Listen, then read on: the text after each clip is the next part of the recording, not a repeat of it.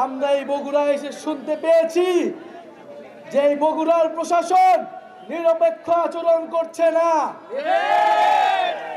24-এর গণঅভ্যুত্থানের পরে আমাদের দাবি নিরপেক্ষ প্রশাসন, নিরপেক্ষ পুলিশ এবং নিরপেক্ষ আদালত নিশ্চিত করতে হবে।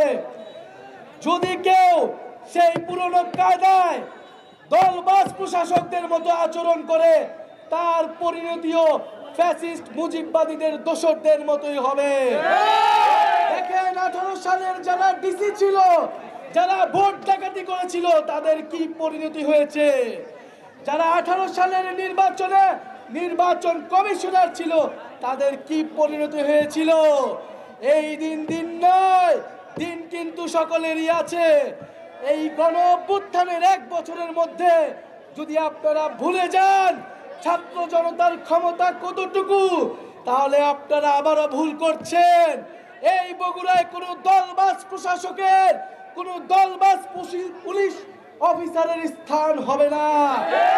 বগুড়ার প্রশাসককে, বগুড়ার পুলিশ, বগুড়ার আইন আদালতকে নিরপেক্ষ আচরণ করতে হবে, গণমানুষের পক্ষে থাকতে হবে, কোনো দলের পক্ষে থাকা যাবে না। প্রিয় বন্ধুগণ, স্বাস্থ্যকর অল টাইম ফ্যামিলি কেক, সব সময় অল টাইম হেলদি লাইফ।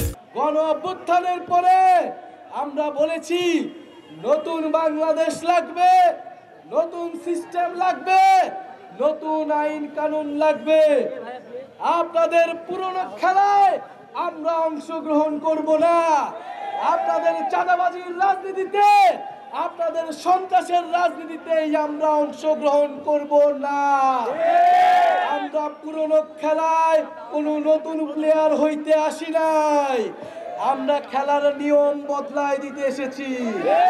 খেলার নিয়ম বদলাতে হবে, রাজনীতির নিয়ম বদলাতে হবে।